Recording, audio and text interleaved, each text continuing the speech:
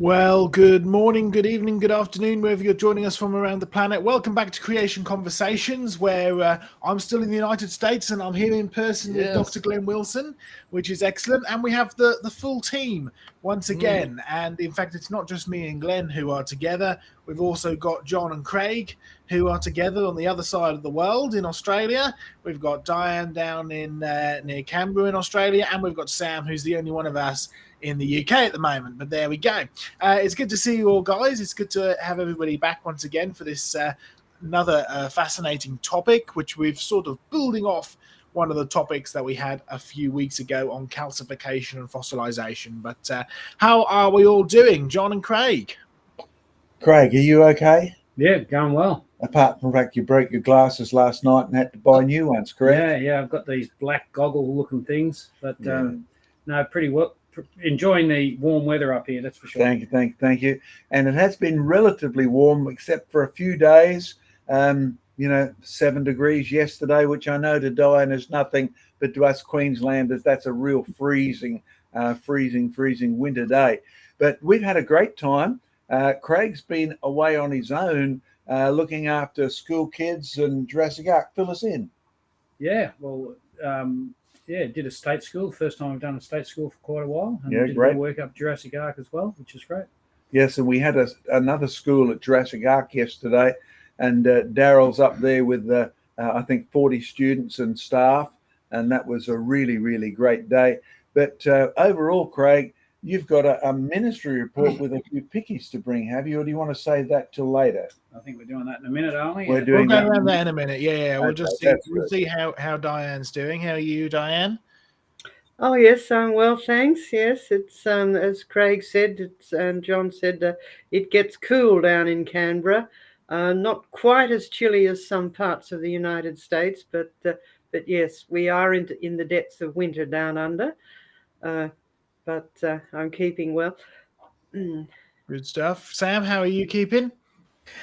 Sweaty currently. It's in the middle of a heat wave in the UK. So apologies if you can hear a fan in the background. But yeah, I'm doing well. Had a few weeks off. Had unfortunately my grandmother's funeral 2 weeks ago, but last week was my birthday, so I had a nice time celebrating with pizza and things. But yeah, I'm all good. You're good. Glenn? We're doing great. Joe's here drinking iced tea, and yesterday we had him eating peanut butter and jelly, so we're Americanizing him. Full-blooded American before you know it. I'm not sure I could. I mean, yeah, I'm getting used to the sweet iced tea. Yeah, I'm getting used to it slowly. Still don't think I'm going to be giving up the hot tea anytime. You're doing better than your lovely wife in peanut butter and jelly. So she's struggling with anything. She didn't handle the peanut butter and jelly very well. But we're doing well, and we're joined by a T-Rex this week. Teddy's with us, Teddy Rex. So what's happening to Teddy in the next few days? We are going to put him outdoors, and we're going to have a sign strapped to him advertising Indiana Joe speaking here for special Creation Week. And we'll tell you a little bit more about what I'll be doing over the next few days when we get to our ministry report. But I know thank you, Doki. I have realized that my first experience of American drink sizes was when I first came to the UK, to the US, and you have this large bucket presented to you. Yes, I don't do that. No. Anyway, let's go around and do our ministry report, because we've got some great reports, which we'll spend a little bit of time on, because we've actually incorporated part of the ministry report in our main topic. We're dealing with fast fossils, which we'll be talking about a little bit later, sort of part 2 of our calcification program we did a few weeks ago. But Craig has got a rather important and very special program to teach us as part of the ministry report on dinosaurs and feathered dinosaurs and stuff like that. So John, I'm going to hand over to you to do your ministry report, and then hand over to Craig to introduce us to this topic of dinosaurs and feathered dinosaurs and what you're doing. If you don't mind, because we loaded up the pictures in the reverse order, I'll therefore introduce Craig now, and then he can hand back to me. Either way, it's you two. Yeah, either way it'll work. We took Tuesday off and went in to see the millions and millions of dollars of dinosaur models in the Visit Patagonia display. And that inspired us because we had a school in the next day or so that, as Craig said, the first state school we've had in ages. COVID shut down everything. Christian schools, state schools, the works. State schools have been shutting down well before that. But this was a great opportunity, and it inspired you, didn't it, Craig, that visit? And in fact, we had a new fossil cast arrive too, which I think is going to sneak into your ministry program. So take it away. Yeah. Well, just on the school, it was fantastic to get that opportunity to go to a state school. It doesn't happen a lot. It was Gympie East State School, and that was fantastic. So some really good questions there came up, and a couple of parents came along as well. So yeah, really good. Well, I'll just get my slides up and show you a couple of things that we saw at the museum. There we go. Are they up? Your end? Not quite. No, they're not. Give me a second. There we go. That's on screen now.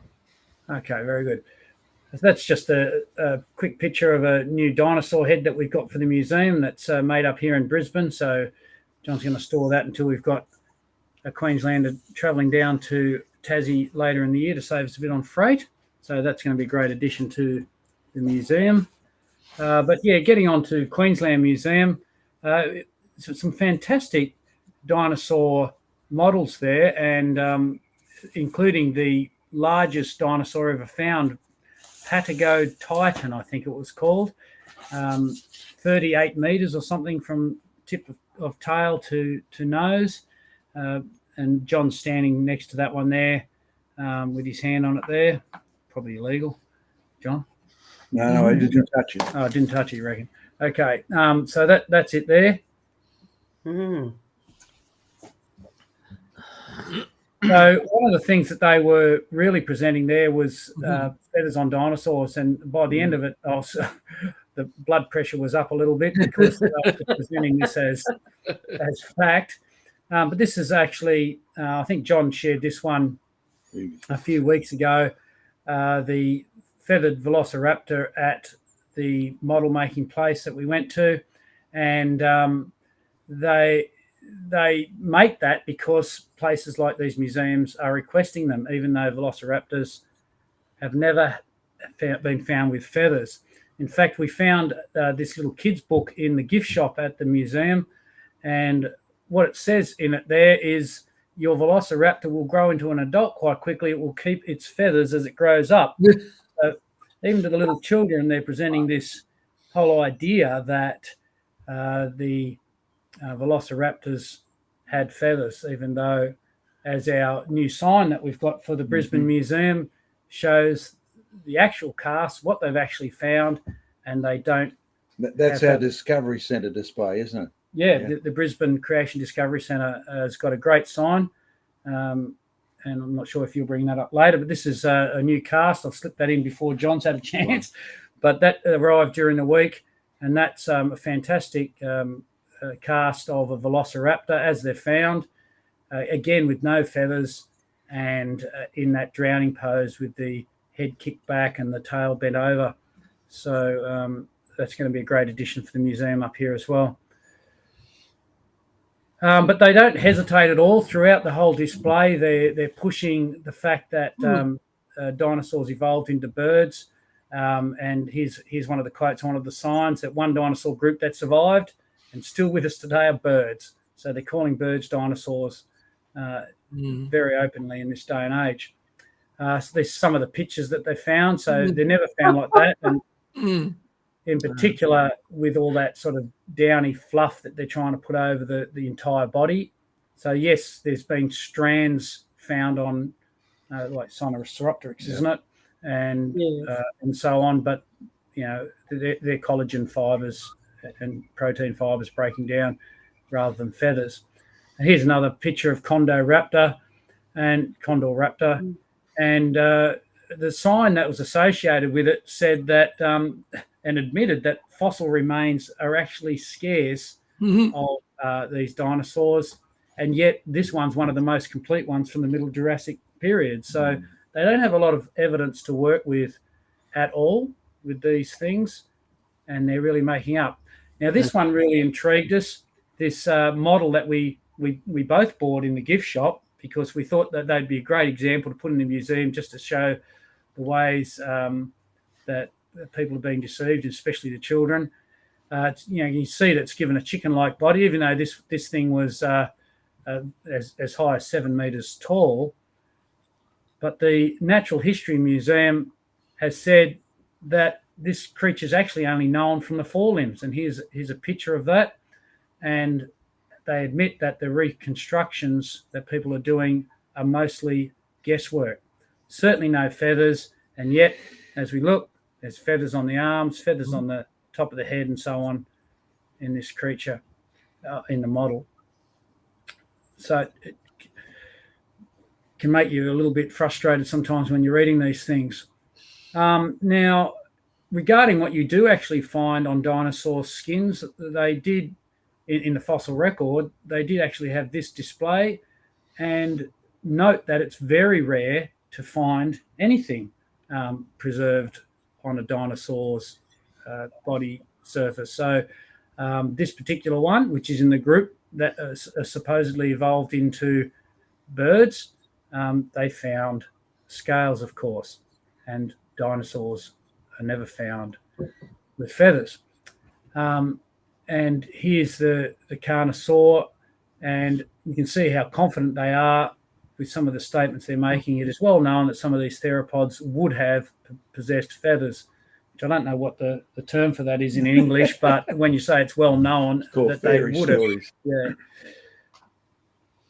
Yeah. In fact, they say that the theropods possess feathers similar to the plumage of newborn chicks. So we went and looked up what the plumage looks like on newborn chicks, and you can see it there, and it's absolutely nothing like the limited protein breakdown that you do actually find in the fossil record. So all in all, it was a fairly frustrating thing to say, and that's what we'll always continue to push in our programs and everything that we do, is that God created things according to their kind, and that in fact birds were created before dinosaurs in the creation week. So they certainly didn't evolve from them. And you can come back to us now, Sam, Joe. And I've got a... Yes, okay. Do you want to switch this back? Oh, yeah, Sorry. we'll get that across to us again. There we go. There's our little mate.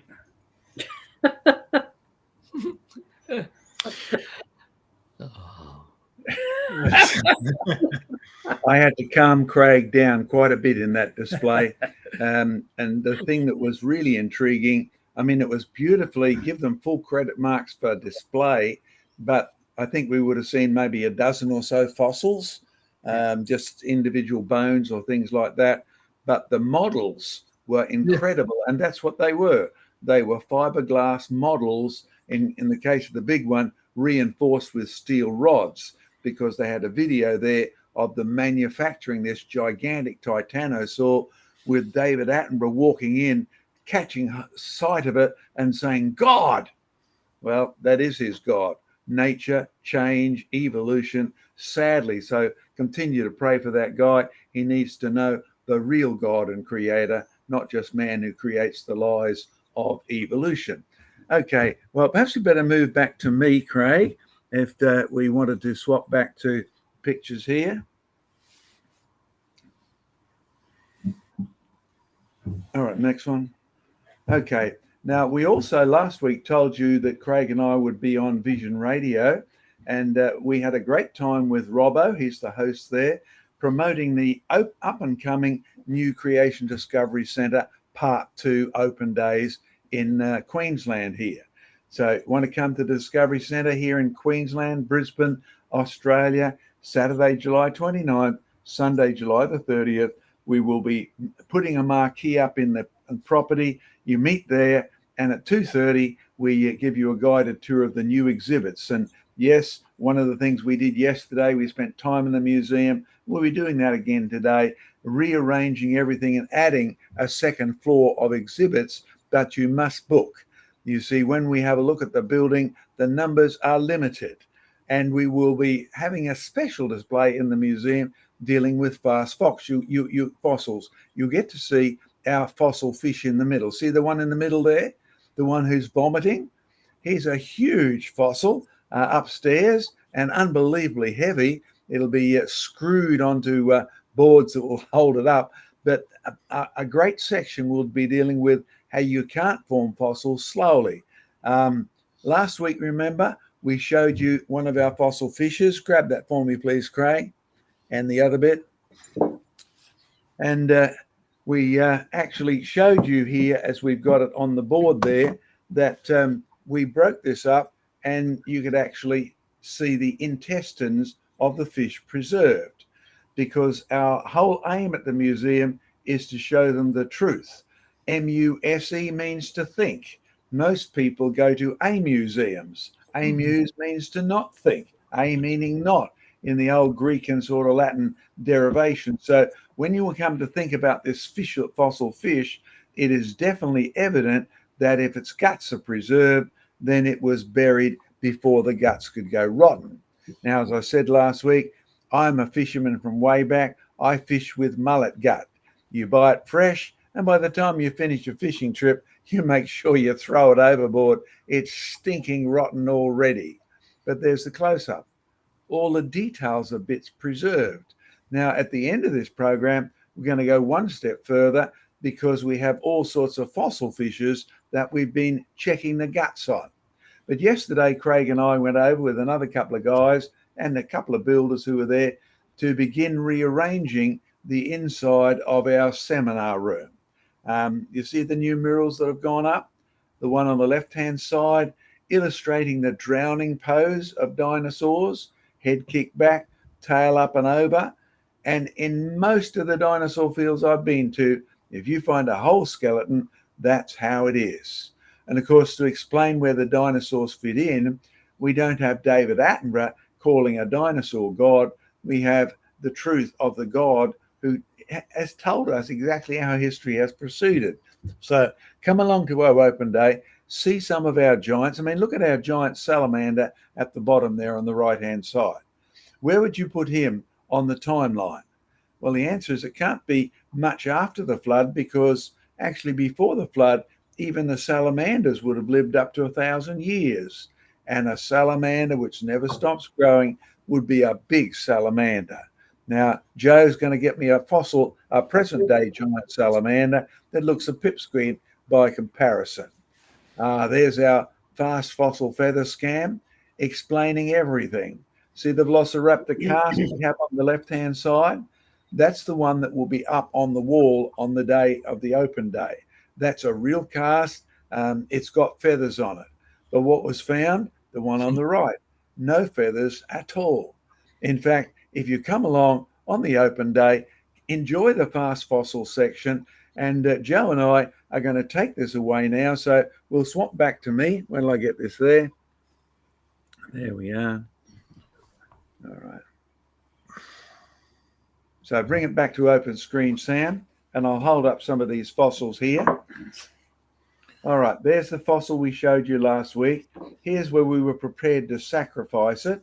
So yes, this research does cost us a bit. We have to sacrifice some of our really great fossil fishes. And there's the close-up. Can you see it? Yeah, let me see.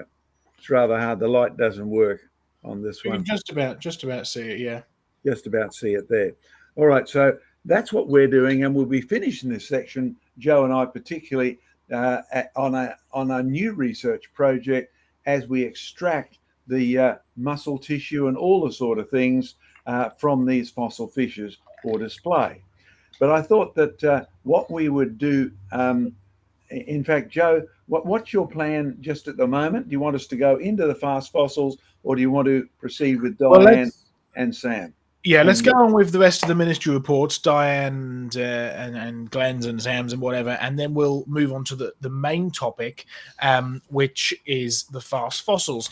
If anybody has any questions, by the way, do keep sending them in, because we'll go around, and Diane's got a preliminary report on a question that was sent in on our YouTube channel. So yes, we do take your questions seriously, and we do end up going to great lengths to provide answers, whether they be here on Creation Conversations or a specific program, or even ending up on the question and answer site, askjohnmackay.com. So do keep your questions coming in, because after we've finished the rest of the ministry reports, we'll have a Q&A break and see who is in the chat and who is interacting. But Diane, why don't we go over to you to give us a bit of context to this, and let us know what you've been doing so far. Well, we did have a question about the bombardier beetle. Last week we were talking about camouflage, and we might do a program later on about sort of where the war of nature versus what God says, that everything was very good, but we'll work on that. But anyway, this question was, well, if the bombardier beetle, which is well known for creating explosions, which is why it gets that name, how could that have been how could it have any other function? Because that was one of the points we made, that things which are used these days as camouflage or as defensive weapons, they must have had a different function in the very good world that God made, if the world wasn't created by millions of years of death, disease, and struggle. So we did talk amongst ourselves about what this could be. And you have to remember, this is a little beetle. It's very, very tiny, about half a centimeter to 0.8 of a centimeter, so very little beetle. And it's a ground beetle. It lives on the ground in amongst the leaf litter and the grasses and the debris. So you can imagine this tiny little beetle running around. How is it going to find a mate? How is it going to find any others of its own species? How is it going to communicate?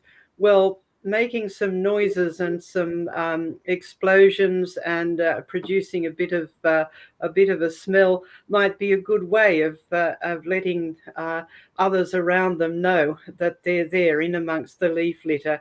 And the other interesting thing is that it's one of the few insects that has a sort of gregarious behavior. And some of these actually they're nocturnal, but during the day they will actually aggregate in a whole lot of beetles will just gather together as they rest during the day. And the other interesting thing is that several species of these things will get together, which is unusual.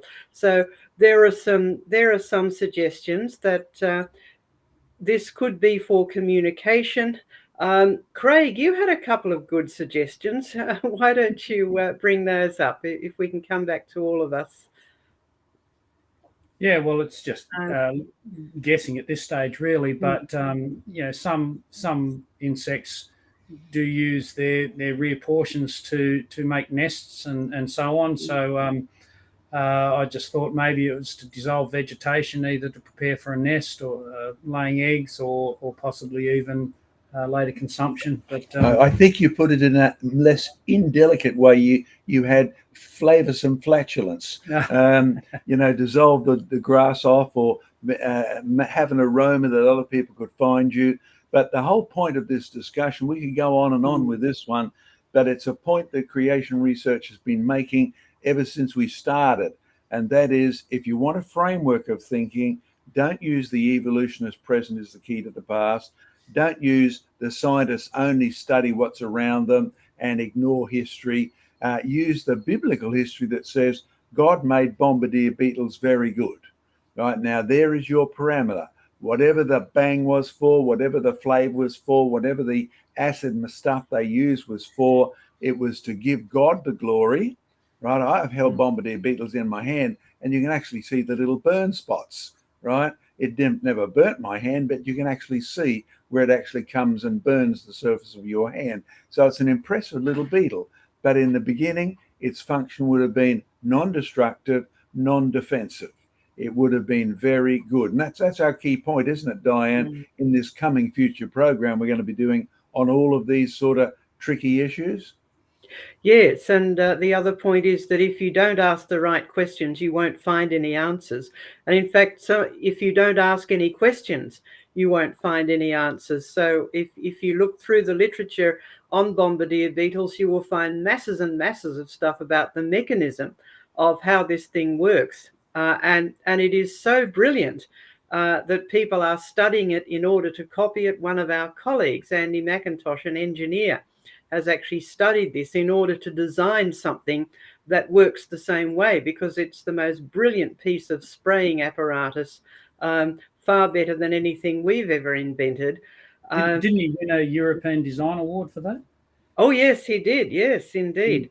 So that's part of a whole burgeoning science called biomimetics, where scientists and engineers are studying how things work in the natural world, particularly in the living world, and then designing things. Now, by doing that, without saying anything, they are acknowledging that there was a smarter engineer. There is design in nature around them. So it is just absurd to say that everything happened by chance random processes with no intelligence or no creativity involved. But the one thing you won't find about the bombardier beetle is what is the function of this out there in the living world where this thing actually lives, because nobody has bothered to ask the right questions. So that's what we're trying to get people to think of, putting these questions into these observations into the real history of the real world, as recorded by the one person who has been there the whole time, who of course is the creator. So yes, we'll talk more about that in a future program. And the other thing is, next week we will send out an email newsletter. We didn't send it out this week because, as you can see, Craig and John were doing all sorts of wonderfully exciting things at our new museum site. And we will have a follow-up on the feather story that goes a little bit beyond dinosaurs.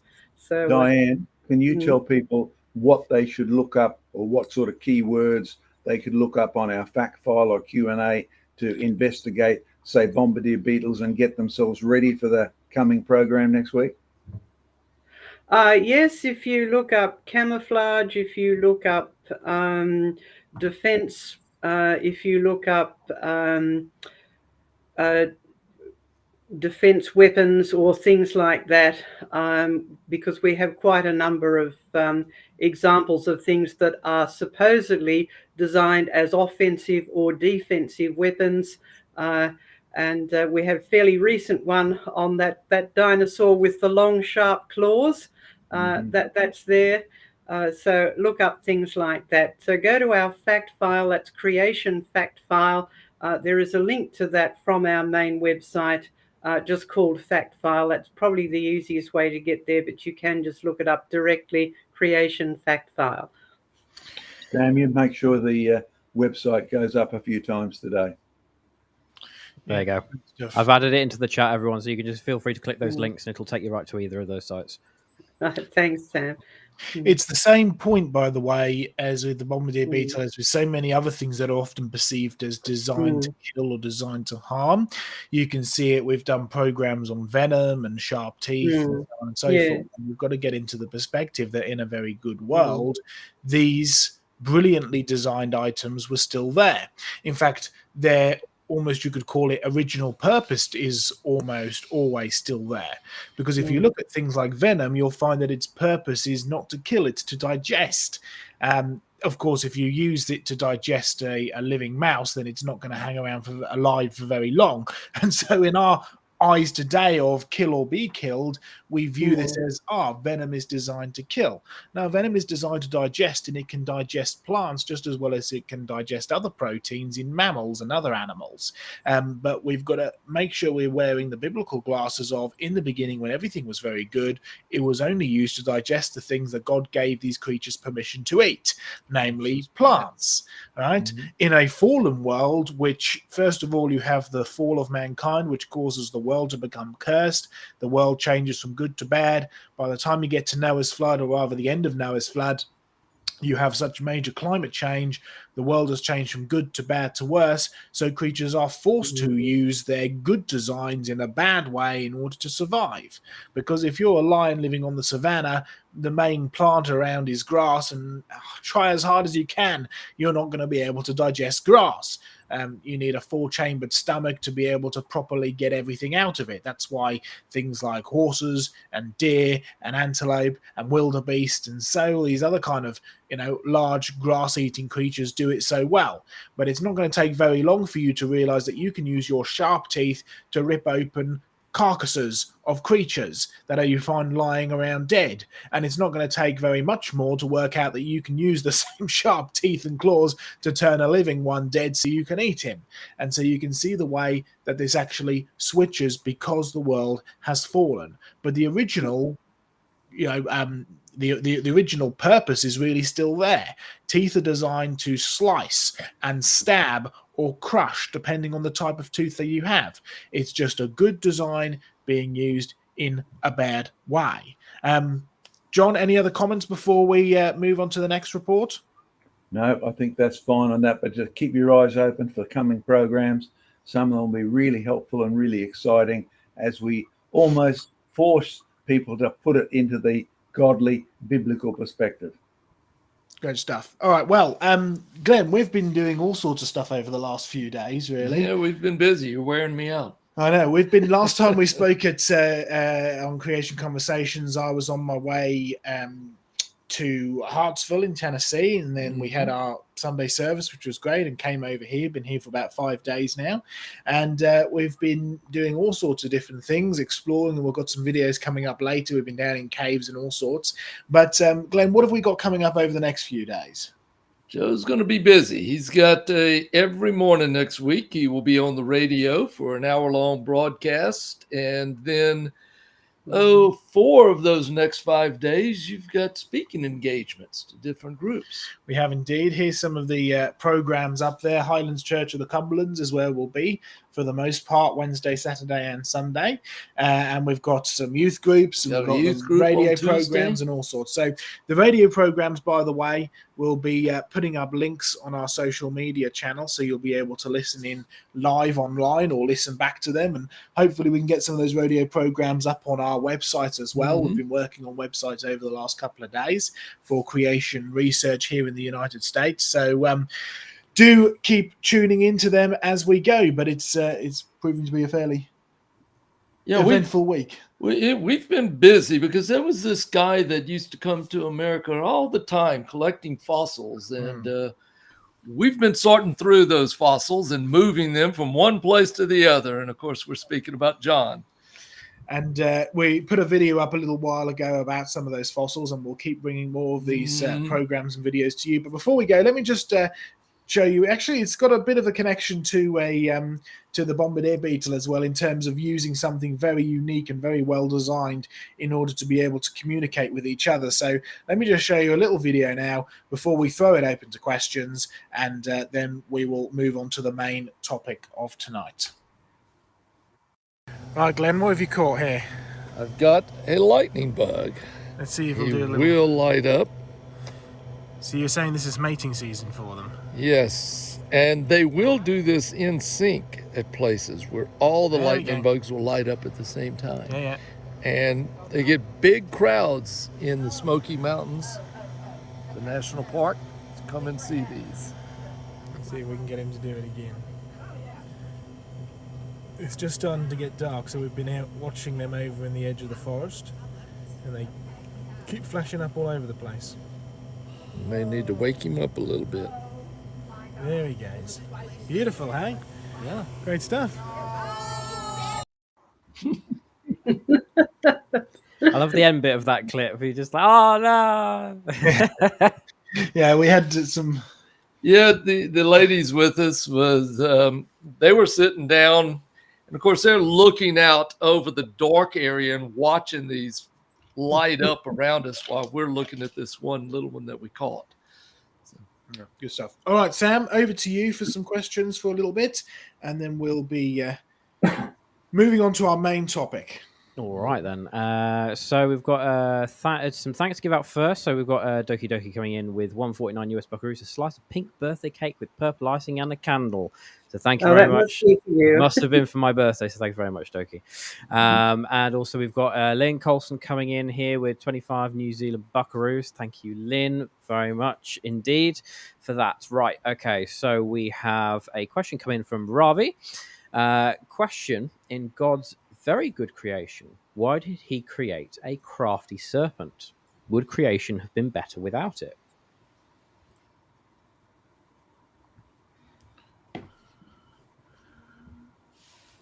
So, did he create the serpent crafty? It was Satan who filled him that was crafty.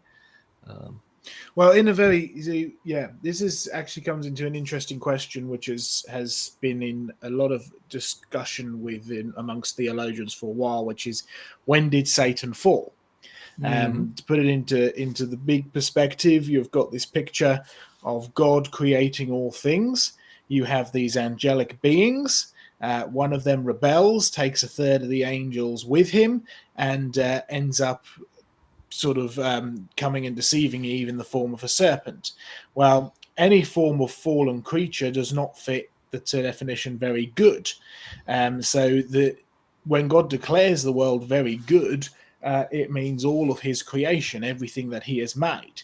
And we're told throughout both the Old Testament and the New Testament that all things, no matter what they were, invisible or visible, were made by Jesus Christ. So in the beginning, when everything was very good, that would have included all of the creations. There were no crafty serpents, or there were no demonic beings, as we refer to them at this point, in my opinion. But John, I'll let you comment. This fall of Satan, as it would have happened after God had declared the world very good. Okay. You use the word crafty in an ominous, evil sense. Let me put it to you. If I go to a woodcutter and tell him he's very crafty, I'm complimenting him. So that crafty has both a good meaning as well as one that's come about because sin and evil are in the world. We now work backwards to give crafty a devious meaning. Now, there's no way in the world the Bible says the serpent made Eve sin. She had the option, but she was not made by the serpent. He had no power over her whatsoever. He was certainly stunningly beautiful, right? And you've got to remember, as already been said, it was the serpent, Satan, in the physical serpent that was actually the crafty one that's being involved here. And if you want references to that, look right the way through the Bible to the last book in the Bible where it talks about Satan, who is the dragon, Satan, who is the serpent, right? And so when you're reading Genesis backwards, read it through the eyes of Revelation if you really want to understand it. But Joseph made a very good point. When God made the world, it was very good. The tree of the knowledge of good and evil was very good. It pays to know the difference between good and evil. But if you think evil is a separate entity, forget it. Evil is a line on the ground that God, for your benefit, has told you not to cross over, right? That's what evil is. Don't make it a separate entity. It's a mistake that many people think that if God invented the tree of evil, he made evil. No, he drew a line on the ground and said, this side is right, that side, don't go there.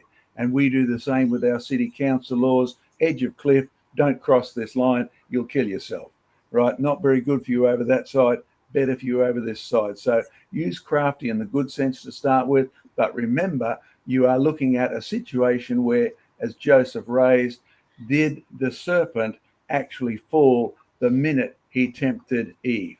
That's what I suspect really happened. You're never told for one reason. Satan is a spiritual being, and Eve and Adam were physical beings, and you are asking a question about time-related organisms, Adam and Eve, and yet an untime-related. The demonic beings don't have, the spiritual beings don't have a clock that works like ours. They have greater dimensional existence than you and I do. So it's really hard to come up with a question that has an answer right. When did God make Satan?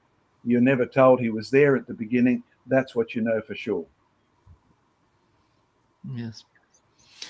And that one day, when we get a new heaven and a new earth, even the children are going to be able to reach in and grab the grab the vipers. It'll be back to the original good creatures. Next question, Sam. All right. Okay. So next question. It's not really a question, but it's sort of an interesting talking point, which might be interesting to go over. So this comes in from Transparency. So Indiana Joe thinks that a neurotoxic venom is designed for digestion. Interesting. And there was mainstream science thinking it was designed to paralyze or otherwise interfere with the nervous system. Okay. Well, it certainly does interfere with the nervous system, but if you have a look at why it interferes with the nervous system, you'll find that what it does is it destroys neuromuscular transmission between one type of nerve and the other. Now, how does it do that? Well, it effectively, what the venom does is it digests the ends of the nerves to the point where it can no longer transmit information between the synapses, which the synapses are the sort of area in between the two nerves where it transmits the information across. So it digests the nerves, which causes the transmission to stop, which means that it can no longer transmit information from the brain or to the brain. It can also begin to destroy the brain at the same time. And this can do a number of things. It can either result in paralysis, so you can't move, or it will result in death because your brain is no longer able to send signals to the heart to tell you to keep it pumping, right? So you have two major toxins within snake venom that's found. You'll find that one is a neurotoxin, the other one is a hemotoxin. Hemotoxin attacks the blood system. It begins to digest the blood, so it coagulates, which means it can no longer flow through your system, which results in death. Now, either way, either hemotoxin or neurotoxin, a lot of them will end up resulting in death. The question is, was it designed to do this, or is this just a what you might call a reaction in which has other purposes? I mean, you can see this with inventions all throughout history, right? Stuff that was designed for the International Space Station is now used by athletes because it's so good. It was never designed for athletes, but it happens to have the same purpose. Or likewise, something that was designed for good and designed to help people can also be used in weapons of war. So don't automatically assume that because we have some function that we see today, that's what it was designed for in the first place. It's also interesting that you use the word design there. I don't know what your background or belief system is completely, but one thing that I can certainly agree with you with is that it was designed. You see, there are some creationist organizations that will say, snakes adapted to use venom, or snakes, were able to adapt to create their own venom after the fall. Well, I'm sorry, I simply can't see that. There's really very specific details in many of these toxins. It's a complex cocktail of enzymes and many other things, including some proteins as well, which can attack the blood, can attack the heart, can attack the nervous system. It's very, very well designed for a purpose of digestion. But you do have to take a step outside and go, well, is it only snakes that have venom? No, it's not. There are lots of other creatures that have venom, including creatures that are 100% vegetarian. In fact, even by secular evolutionary standards, they have got absolutely no history, evolutionary or otherwise, of ever evolving from a venomous creature that eats meat. So the argument is that, well, these creatures have developed venom because venom is there to digest, and it turns out that it's just as good at digesting plants as it is at digesting proteins or the end of nerve cells or so on and so forth. So you'll find things like the green iguana has actually got a mild form of rattlesnake venom in its glands. It's not part of its saliva, it's specific venom glands that it will use to mix with its saliva as it's chewing through its food, and it will begin to digest that food before it's even swallowed it down. You'll find it with other creatures as well that are 80% plus vegetarian, things like the bearded dragon. And I mean, it's a venomous creature which snaps up bugs and that's the only meat that it eats. It certainly doesn't need venom to digest the bugs, but it does need it to help it effectively digest plants. Now, when you have 100% vegetarian creatures which have no indication of ever having any kind of meat-eating lifestyle, which has got this form of venom, you're led to conclude, well, the venom must have another use rather than just killing things. And it does, it's digestion. But also think of one last point before I hand it over to the others to comment. Where are some of the most venomous snakes in the world found? Answer, it's Australia. Why? Well, so much of Australia, you don't want to live there. It's in the middle of the desert, right? It's in a hard-to-live place. So don't be surprised that the most venomous snakes are found in the hardest-to-live places because, well, you certainly do have some venomous snakes around the edges, but the majority of your tropical snakes are actually the big constricting snakes. They're not venomous at all.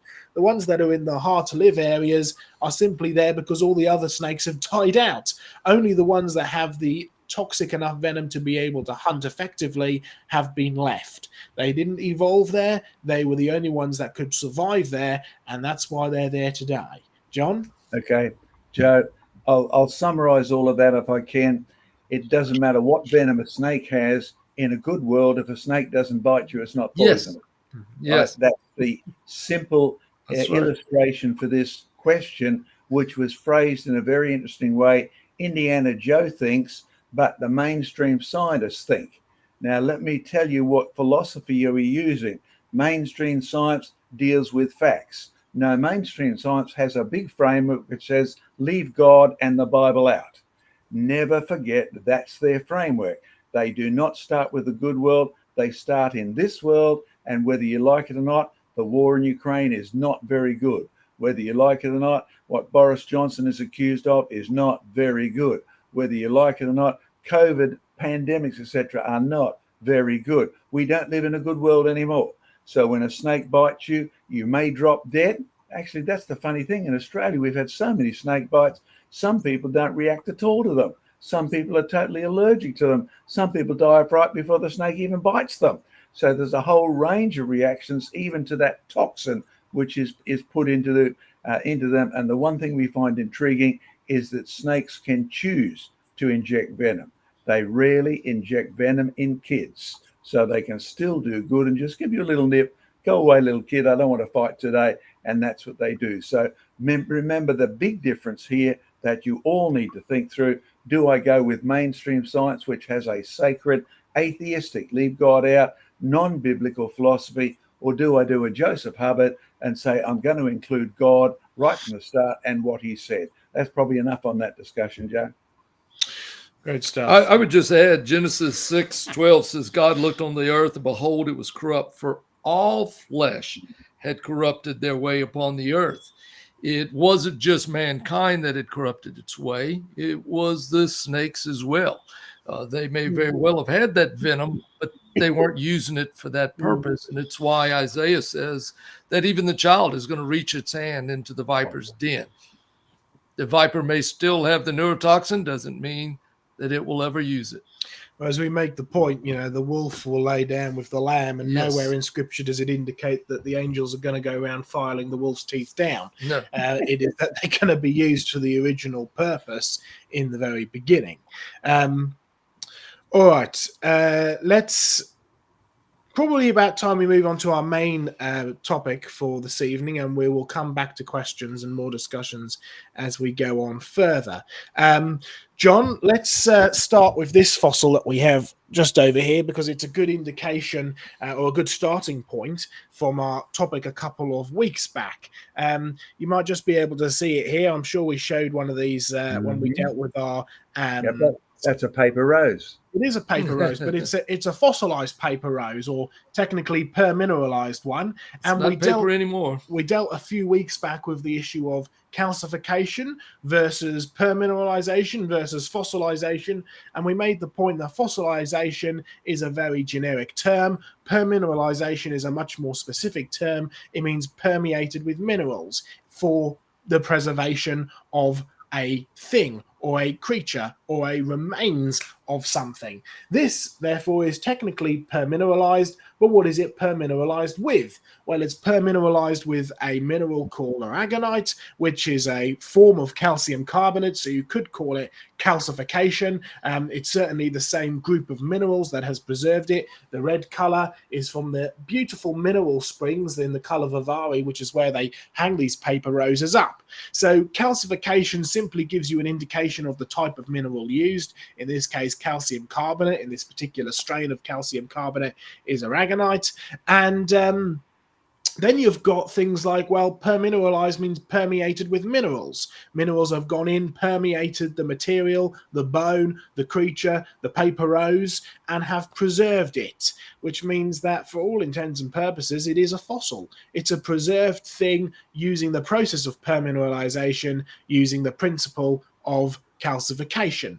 Now, the question is, how long did it take for this paper rose to actually be preserved? How long did it take to become fully permineralized? It certainly doesn't feel like a paper rose anymore. It's pretty heavy.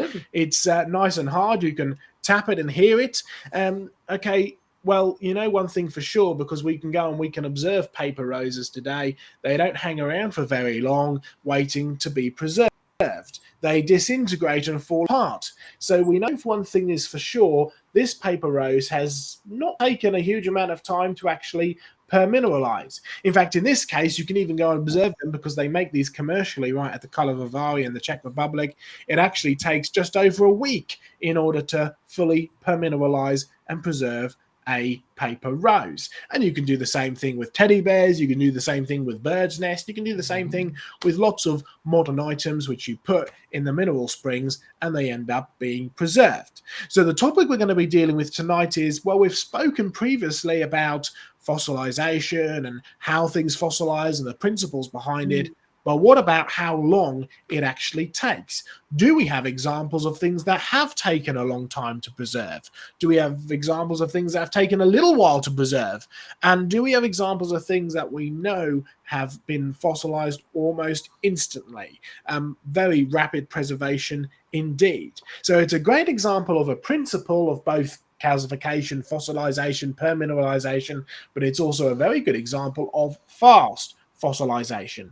Well, that's our topic tonight. So, John, I'm going to hand over to you for some fossily examples. Thank you, Joe. And my first illustration here is a fossil fish, something like a semi-armored garfish sort of thing. But we're going to finish up with these as well, because one of the characteristics of these is that we know they were formed quickly, and the main mineral involved is calcium carbonate, the same one in that paper rose. And that leads to great ability to pull this fish apart and see what has actually been preserved, and then to ask, well, if mullet gut rots in a day, how come the guts of this fish are still intact? But that's for right at the end. Let's give you some clues first as to how to tell when a fossil took quite a while to be preserved. Have a look at my jaw. Can you see this? This is a marsupial fossil jaw. The teeth are characteristic. Can you see these little white pebbles that are along here? This one comes from the Darling Downs, and many, many years ago, one of the farming groups got in touch with us and said, we've got fossil bones. Could you come and have a look? And we've been there many times. We've collected lots of bones. If you come to our open day, you'll see the world's biggest diprotodont jaw dug out of the same section there, and millions of little bits of marsupial jaw, right up to giant, tree climbing marsupial lines, etc. But again, have a look at what's beside it. Can you see all the white baubles? Well, they turn out to be lime as well. So this is preserved in lime, but the bone itself is already what it was when it was leaving the animal. A calcium orthophosphate, normal bone construction. The teeth are lovely preserved, dentine, enamel, etc. But can you see that there's only a portion? It's broken at both ends. Now, this fossil, it was actually formed all over the Darling Downs when there was much more vegetation. It was much wetter. I mean, many of the kangaroos, I was out there one day digging up, or one week actually, digging up a giant fossil kangaroo. 3 meters, 4 meters, way bigger, taller than what we've got now, but they'd never survive on the Darling Downs. The biggest ones out there today, maybe 2.5 meters tall, 6 to 8 feet tall, and even they struggle in the droughts because it dries out. So these animals, which are found in abundance, were there when the Darling Downs was much more lush, but they've died and they've fallen into the swampy, lush, grass-filled ground, and their bones have fallen apart, and they are just preserved because in the swampy material, lime accumulated around them, the broken bits have been trapped. The sort of, the rotten nature of everything has actually almost mummified the bones. You could call it that if you like. And so what you've got is broken bits of bones. You hardly ever find whole skeletons where the things have been preserved slowly. Semi-slowly, well, there's a lovely bit of fossil wood. It's from Western Australia. Can you see the round holes in it? Now, it's been polished up. It goes by the trade name of peanut wood because people like, I don't know where the peanut name come from, but that's how it goes. It turns out it's actually pine wood on Western Australia. And the story that seems to absolutely fit is a pine forest was destroyed catastrophically, floated out to sea, and they're the teredo worms. Now, those of you who are gardeners will not know teredo worms. Those of you who are fishermen who build your own wooden boats will, because teredo worms do one thing. They float around in the water, they find the bottom of a wooden boat, and they'll drill holes in it.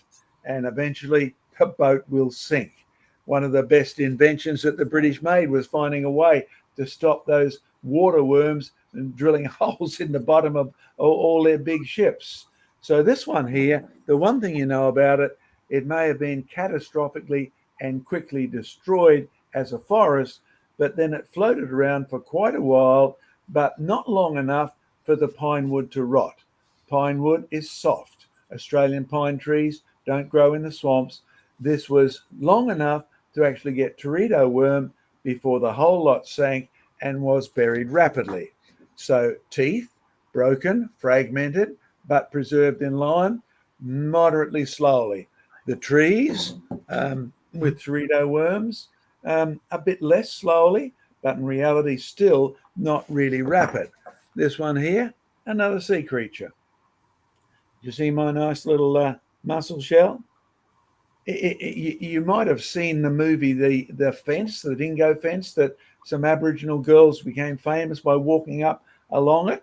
Well, on some of our dingo fences in South Australia, you will find great deposits of these clam shells, mussel shells really, and they're shut tight.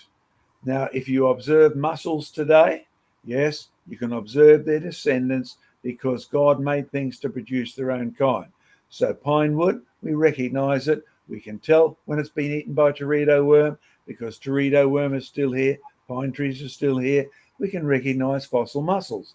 I take these to school, hand them to the kids. It's almost impossible for them to break. But you see, they are shut. And mussel shells will shut tight either when the tide goes out and they want to preserve water inside, or when a whole heap of mud comes and covers them up quickly. Now, how long can you bury a mussel shell? How deeply do you have to bury it? Yes, we've even done the experiments. A buried mussel shell, because on the edge of the surf, the sand washes in and out, and the mussel shell, if it gets buried too deeply, will start digging upwards. They are good at this, right? There are clam burrows all the way through the rocks. And what you find is it can go up 1 meter. It'll keep going. 2 meters, keep going. 3 meters, a bit over 3 meters, and it stops. But in that case, it'll be standing upright. All of these ones are lying horizontally. They were buried by more than 3 meters of mud quickly. In fact, Diane, let's swap to you and ask you a couple of questions before we proceed any further. What do you need to preserve something? You're the biologist amongst us. What has to be locked out from surrounding a buried creature? And you want to come on, Diane? Yes, if you want to preserve something, you have to stop the bacteria and other microbes and things from working on whatever it is that's got buried and starting to destroy it. And the best way to do that is to shut out the supply of oxygen. So if things are buried rapidly and deeply, you will do that, and that will close down a lot of the bacterial action or the microbial action, because they depend on that for living. Now, we have bacteria and other microbes just living on our surfaces, and in fact all animals do as well. So it's not as if they have to move in, they're already there. So that's why things have to be buried very rapidly if you're going to get that very fine preservation that you've got in some of your fossils. So I'm sure you've got some other lovely examples of and I've seen them, of really fine detail where things have not been destroyed at all, even right down to the almost microscopic size. And there are actually fossils of just individual cells of right down to the microscopic size. So, In fact, yes, let me interrupt you here, Diane, because you brought up the fact that you've seen some of the fossils. So bring me back on Yes. board. And this is a fossil which Diane is familiar with. Diane, you recognise our squid fossil? Yes, I remember that one well. Remember that one well? In fact, I'll hold it up there for just a moment so folks can recognise it. It's from Lebanon. It's beautifully preserved. You can see the tentacles, you can see the ink blot, etc. You know how in the Mediterranean, the fish farmers will sort of hunt for squid and sell the ink of itself for colouring in food. But you did something interesting with that specimen. Tell the people what it was. Yes, well, we were actually inspired by a report that we found in one of our scientific news sources that we keep a watching brief on, where someone had found a similar fossil to that, and there was enough ink in there to actually redissolve it just in ammonia, so that you actually had pigment, which is the black stuff that's in there, now liquefied. And they used that as ink, and actually wrote the name of this fossil in that ink. And when I found this report, John said, "Oh, we've got one of those. We should do the same thing." So we did. We got that particular fossil, and you can see the black pigment is still there. So we were able to dissolve some of that pigment so that we had some liquid ink, and we wrote a word, and I think you've got the word there. So we have a genuine fossil word. If we go back to John. Okay. Can we see that word there somewhere? There it is up the top. It's a bit blurry at the moment. Okay. Just bring it back a little bit. Bring it back a bit. Can you see the word ink there? These yes. We can see the word ink. It's backwards, but that's probably because you're in Australia. All right, that's we're in Australia. It could be upside down as well. But you see, that's the point, because we sent that to Professor Ed Neeland, because he's a biochemistry expert, and he actually pasted the little poster we did on it outside his lab, and basically invited criticism and threw in the face that you can't have slow fossils. Slow fossils is no fossils, right? And in fact, he said to us, if you look at the little bottles of the ink that comes from the squid in the Mediterranean, it has a very strict shelf life. It doesn't last very long once it's exposed to the light and the air. So he said this fossil had to be buried in roughly 20 minutes, or else the ink would have begun to degrade. So not only that, think carefully about the fossils I've showed you. We looked at the mussel shell. A mussel shell is tough, hard. We looked at the petrified wood. The wood is gone, totally replaced with silica. We looked at the bone. The bone is hard, but we looked at the squid, no hard parts, right? So everything's been preserved there, right down to the molecular detail. Now, when you actually say, does this apply to everything? As Diane says, the answer is yes. There's one of the fossils I dug up. Can you see the beautiful ferns? All right. Can you see they're preserved in iron and beautiful trace colours? Now, I dug that up at Gayndah, It's one of the beautiful fossils in our collection. But if you want to know, can plants that aren't sort of living like the squids or the shells, can you tell if they were buried rapidly? The actual fossil tree has got holes in it. It had to spend some time floating in the water for the teredo to penetrate it. What about the fossil worm? Well, what you do is you get your hand lens out and you go all around the edges. And the one thing you notice, well, you live in a world of ferns. Have a look at the ferns at the end of the growing season and how quickly they will degrade around the edge. They won't last on the ground till next season. They will degrade. So you've got a maximum time once that fern dies before it starts to fall apart. But when you look at this beautiful specimen here, you actually have edges which are crisp. So the fact of the matter is, you know one thing, this fossil was buried really fast. So fast, all the ferns are polystrate. They're going in and out and over and under. And so you have not just a flat layer of ferns, which many people are familiar with, but ones that go up and down and over and around. And then again, there's some fossils that you can hardly even imagine as having been formed. And we have a bit of trouble with this one. We tried it before. Tell me when I get it right. Okay, can you see the worm? Yeah, I can see that. Yeah. Well, That's good. Soft-bodied sea creature, preserved beautifully, even to the hairy. You know how these worms have hairy feelers at the front end? The whole lot's been preserved. And when you actually begin to investigate it, you will find that worms are used to living in the mud, but they don't get preserved in just mud. Problem, as Diane said, they've got bacteria on their body, they've got air in the mud, they need the air itself. Even if you just buried them in the mud, block their holes, they will disintegrate. So when you look at the mussel shell, it had to be buried quickly, buried in the absence of mud, buried in the absence of oxygen, buried in the presence of mud rather, in the absence of oxygen and other predators, and then it has to be buried deeply so it can't dig its way out.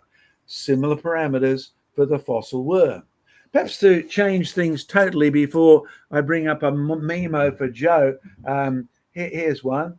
This is one I have lots of fun with. Dinosaur poo. Yep, we love to get the kids to smell it and taste it and then tell us what it was. You know, the touch, taste, test, feel. Dinosaur poo. You know, there's tons of this stuff in the fossil record in certain areas. Question. Dung beetles. Dung beetles eat poo. Dung beetles actually have burrows in dinosaur poo. So the question that you should ask that most people never do is how come they didn't finish? How come they left so many tons and tons of dinosaur dung everywhere? How come there was dinosaur dung everywhere anyway? Were they pooing their pants in fright as floodwaters came up and the dung beetles are trapped inside? All sorts of interesting suggestions you can make, but the one thing you can't come up with and say, this dinosaur dung was buried slowly. This dinosaur dung turned into a rock slowly.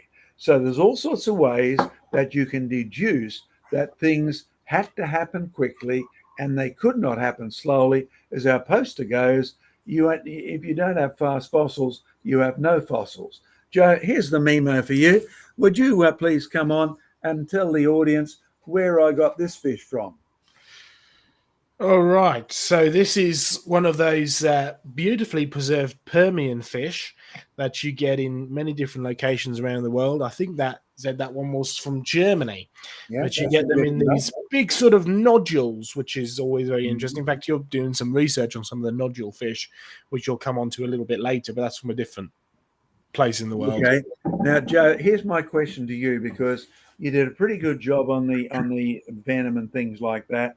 And I see from the discussion, our guy still hasn't got the point. It doesn't matter what the venom's good for. If it's not used to bite you, it doesn't matter. It can be used for dissolving vegetables and fruit and you name it. But the fish here, have we got a way of determining that the lie that's told, even in big museums where the fish lives, it dies, it falls to the bottom. This is what I grew up with. It takes millions of years. It forms in layers, and the layers take millions of years, and then it gets exposed by rain, and you end up with a beautiful fossil fish. Now, Joe, you've had a personal experience with this, and you need to sort of take it from here and share a bit before we sort of end up with you and Glenn there, and then back to me at the finish. Sure. Well, I've just put up one of our fossil fish in the collection in the UK up on the screen. It was a great group of people who ended up purchasing this fish and donating it to us. You can see big fish, and you can see little fish, and you can see little fish coming out of big fish's mouth. Now, one thing you know for sure, no matter how you interpret this, it didn't take a long while to actually form. I mean, you can see some incredible detail from the scales to the bones to the... Well, actually, it's interesting that you can see the bones because even though this is a squashed fish, it is a 3D fish. It's just not very thick, just like the big fish that John held up earlier, which you can clearly see the fish has been squashed. Not quite as squashed as these guys from the Green River Formation in Wyoming, but it's a 3D fish. All the components are there, including the gut content. You know this because, well, if you look closely in the middle of the fish, you can actually see there's part of a smaller fish's vertebrae still inside the stomach. Now, when we first found this fish, and you'll see other examples of fish like this around the world, they're often interpreted as being halfway through eating a fish. But if you look very, very closely on the fish as we get into some more detail, right, have a look on little fish. Because if you look at big fish's mouth, you can see the teeth. And if you have a look at little fish's back, you can start to see the teeth marks as well, just along the back of it, where it's partially decayed. Well, it would certainly appear that this is a little fish that has been previously eaten, but before it's even had chance to properly digest, big fish has been caught up and has been squashed so suddenly and so violently that little fish has gone bloop and has come out of the mouth, right? Now, John, I know that you have a similar fish in Australia. This is one of your big slabs. I suspect it's going to be in the museum now. It's on the same location, the Green River Formation, but have a look at the fish up the top. You see big fish, you see little fish, you see how little fish is coming out of big fish's mouth. The only difference really is that little fish is slightly more digested. This is fossil vomit. Well, vomit is soft and slippery and gungy and gross. And this is a fish in a watery environment. And yes, when fish vomit under normal environments, it just dissipates, it floats away, it dissolves into the water. The fact that this has actually been captured like this means that big fish has been caught up in a slurry of sediment before being squashed and buried, forcing the vomit out of its mouth, but the vomit has nowhere to go. And the end result is a beautiful snapshot of a vomiting fish that's been forced to vomit. Okay, again, it's a fast fossil. There's no way that this takes vast periods of time. There's no way it takes even short periods of time. This is an instantaneous amount of preservation. Beautiful details, beautiful vomit, really. It's almost pretty to look at now, but it's fast for sure. But you see, here's your problem. The standard assumption, the standard association, if you go around to museums, if you read in books, we've got examples of this from natural history museums around the world, is that when fish, in order rather to get a fish fossil, fish die and sink to the bottom of the lake or the pond or the river. Well, here's your first problem, and anybody who's watched Crocodile Dundee will know this as well. When fish die, generally speaking, they bloat and they float. They bloat and they float for a simple reason. A lot of fish have got swim bladders. It's what controls their buoyancy. Once you're dead, you've got no control over your swim bladder, and so the gases ferment and expand, and as a result, you end up with a floating fish that then gets washed ashore. And then very quickly, you end up with a fish that gets destroyed and decomposed. And hey, that looks absolutely nothing like that fossil fish. Certainly got no vomit coming out of its mouth, and all the scales are rotting and decaying, and you've got no detail really at all. So if you want to get a fossil fish, first principle is you need to quickly catch it up with sediment and quickly bury it, certainly then squashing it to produce the Green River Formation fish, which are vomiting or throwing up recently eaten meal. Well, what was John talking about? Well, one of the criticisms we started to get fairly soon after we started using these as an example, and the example certainly still stands, but the argument is, well, not all fish do have a swim bladder. And in fact, under some conditions, you can actually have the fish sink to the bottom of the sea or the river or the tank. And we looked into it, and it's true. Under some conditions, you can have the fish sink to the bottom of the sea. Namely, if it's very cold water, it usually doesn't give the chance to expand, and so you end up with a fish sinking to the bottom. And the argument was, well, if some fish do sink to the bottom, then you can have fish form very slowly. Nope. Well, we were actually giving this presentation, and it was actually in Australia. And after I'd finished giving a presentation, a fish farmer came up to me and said, you know what? You're absolutely right. I'm a fish farmer. I keep my fish in cold water tanks. And when a fish dies, it doesn't float. It actually sinks to the bottom. And it's a race against time to get that fish out. And I said, why? Well, he said, what happens when the fish sinks to the bottom of the sea is, oops, I forgot that bit. There we are. Is this happens. The fungus, which is existing on the bottom of the tank, in the bottom of the river, in the bottom of the sea, actually comes up and attaches itself to the fish and begins to digest it. In fact, this fungus will go one step further. It will actually anchor that fish to the bottom of the tank as it's digesting it, and it will contaminate the entire tank. So we need to get that fish out very quickly.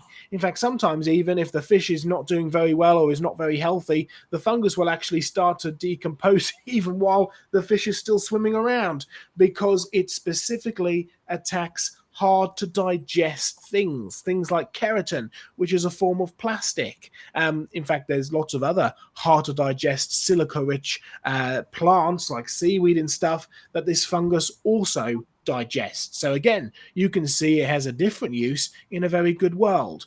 In a fallen world like today, it attacks and digests keratin and fish and scales. And just within a few hours, this fish begins to be destroyed. So again, you really have no means of producing a fish fossil slowly. Certainly no means of getting anything that resembles a fish, and even less chance of a fish fossil forming slowly to get beautiful details like scales.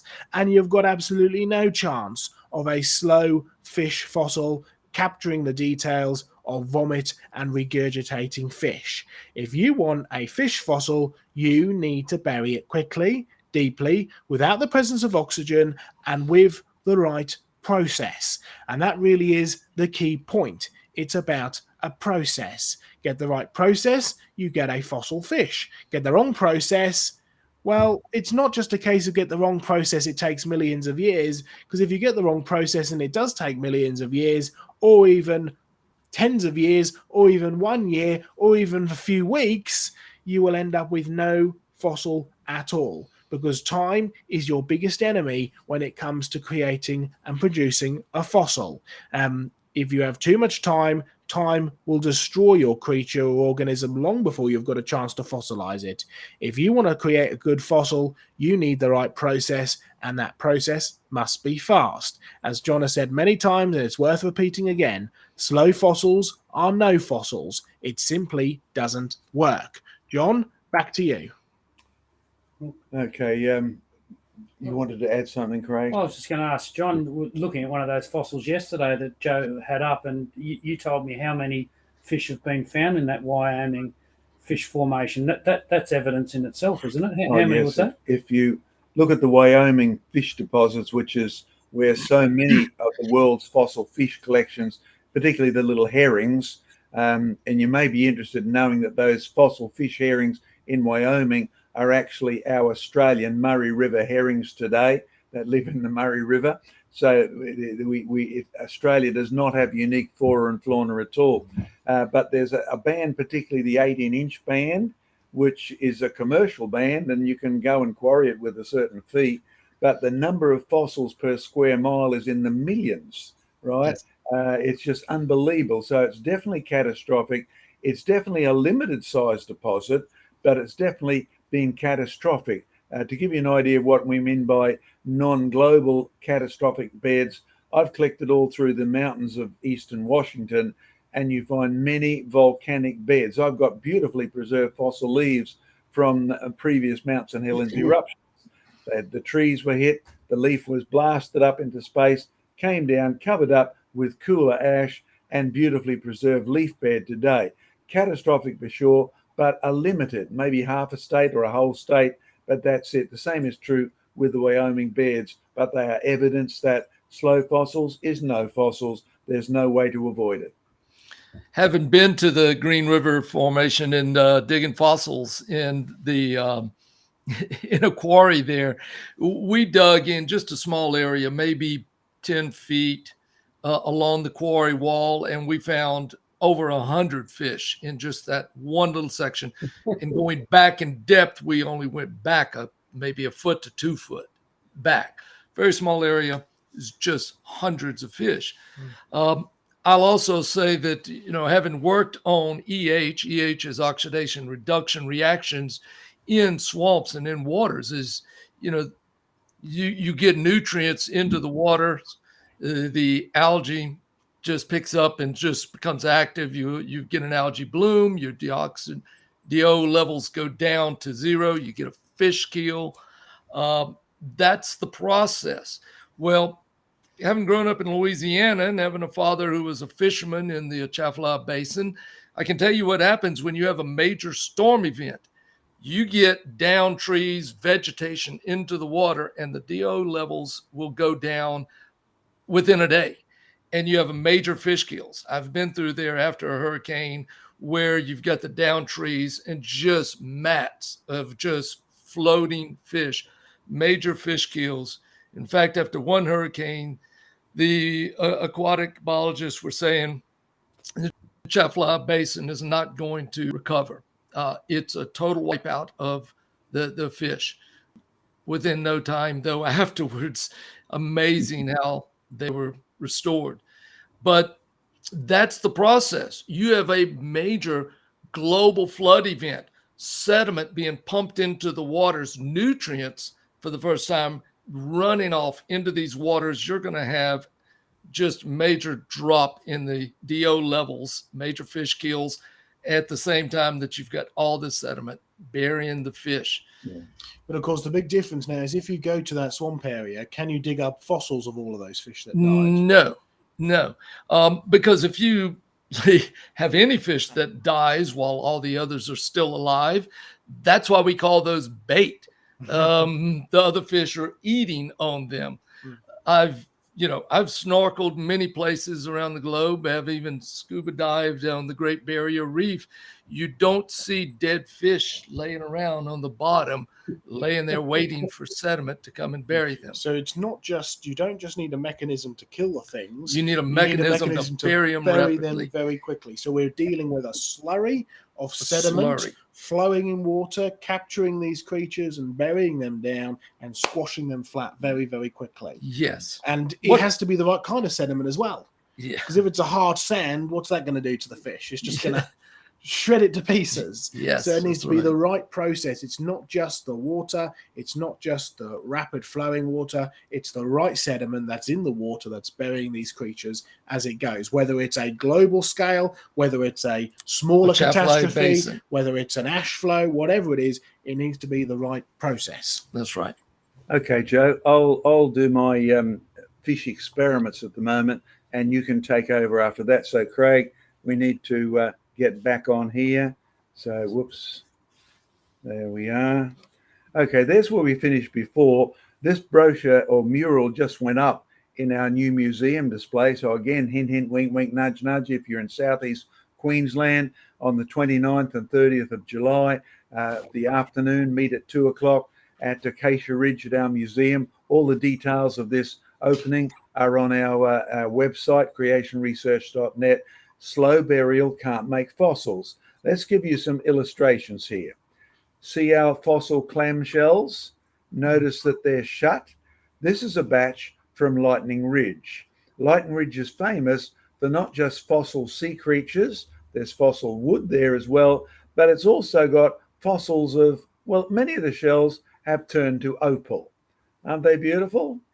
Yes, you scrape off all the outside of the shell, and the silica hydroxy gel which is formed. Your opal formula is SiO2.10H2O or something like that, but you miss this if you're after just the opal.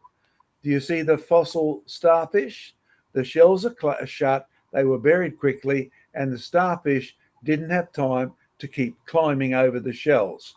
Rapid burial. This brings us up to the research we've been doing in the last few days. Now, we will give you a book that's got this in it at the end, because this was brought to my attention many years ago by a young colleague called Vance Nelson. And I thought, when I get the time and the number of fishes, I'll do this myself. See these concretions? They're from the Santana deposit rather, in Brazil. And well, they're not commonly available anymore. It's getting harder and harder to collect from these sites. But you can see the best preserved one on the right has got a tail. And basically, we've used a combination of vinegar, that's acetic acid, Vaseline, and ordinary water, and big mugs, big cups. All right, you see where the arrow's pointed? The surrounding edge, we've actually covered with Vaseline, all that flat area. That's the shiny bit at the bottom, and the other side. The reason for those of you who are wanting to do this experiment as well is just to stop you wasting your acetic acid on the rest of the rock. Acetic acid, that's what vinegar actually is, HCOOH. It's a mild acid. You buy commercial vinegar, it's about 4 or 5% acid, and it will slowly chew it away. But why does it chew it away? Because the fish is full of calcium carbonate. The rock is full of calcium carbonate. That Baptist pastor author who said we had really messed up talking about, calcification as a means of fossilization, obviously hasn't been here or looked at these. Let's go and look closer at that spot. Do you see we've sat this one in the acid? The Vaseline has protected the outside of the rock, but inside it's now getting a little bit more etched. Can you see the details starting to appear? Let's take you closer. Okay.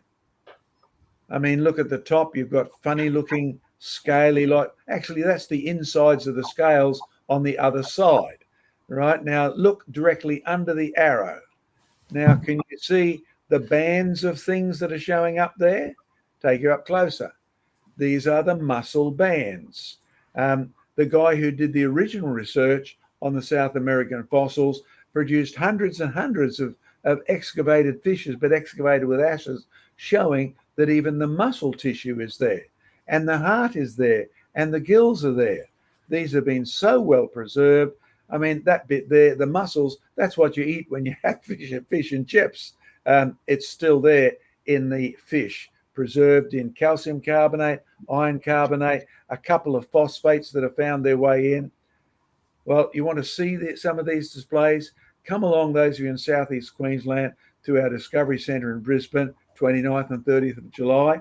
You have to book, right? Even though every chair will be out of the room, our seminar room still only has room for 50, but this time we have a whole new display upstairs, and even downstairs is refurbished and is limited as well.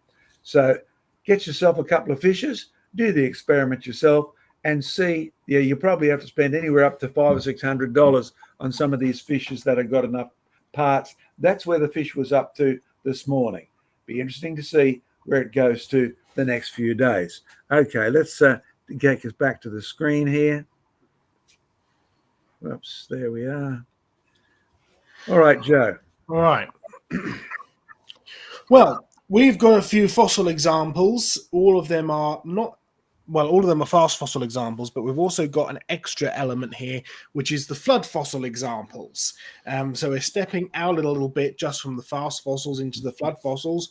And as I've said many, many times, and I'll say it again, when you're looking for evidence of a flood, you're looking for evidence of water where water shouldn't be. Think about it. If you've got a flood in your kitchen, the water is on the floor. It belongs in the sink. So when we're looking for evidence of flooding, you can use examples like mixed environments. You can use crocodiles and dinosaurs and fish and deep sea creatures and rolled pebbles and amber all mixed together as excellent evidence of a flood.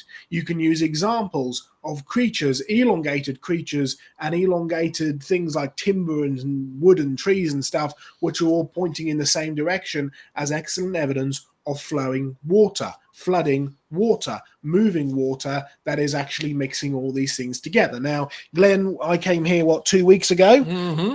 And I brought some presents as well, which we're going to use for the USA ministry. But I particularly brought some things that you don't have over here. No, I didn't have that. For that very specific purpose. Let's have a look at this rather spectacular fossil here, which is from the famous Jurassic Coast down in Lyme Regis in the UK. What we've got here, you see all the curly-whirlies, the curly-whirly ammonites, the deep-sea creatures, the cephalopods, and then you've got this sort of brown long thing just in the middle all the way along. Well, that is actually fossil wood. It's fossil timber. So what do we have here? This beautiful limestone nodule. Oh, limestone, it's definitely a deep sea environment. And you've got these curly-whirly creatures, the sea creatures buried next to fossil trees. And this is not unusual. We'll have to get you over there sometime and take you for a walk along the Jurassic coast, because the Jurassic deposits go all the way up through the United Kingdom. They start down south in the famous Jurassic coast. They go up to the west through Wales. They go up through the east, all the way up through Oxford, all the way up until you get to the Yorkshire coast and up into Scotland. In fact, the original Jurassic rocks are in Germany. So these do really go all over the world. And they all have evidence of flooding. Trees, land plants, and sea creatures buried together. Amazing stuff. Amazing evidence of not just rapid burial, because, well, you've watched the the crime scene programs, and they find the dead body, and they can work out how long the body has been dead based on, well, we were in the caves last night. What did we see there? Or rather, what did we smell there? We smelled before we saw, and then we saw all the little creepy maggots. And as I went ahead, I was brushing the maggots away so that the ladies didn't have to see them. So you can tell how long a creature's been dead based on how decayed and. So that was one of the projects when I was a professor at the University of Tennessee that I had the opportunity to work on, was working with Arpad Voss and Dr. Bass at the University of Tennessee. They're one of the famous institutes for studying how long a body's been dead by what organisms are in the soil.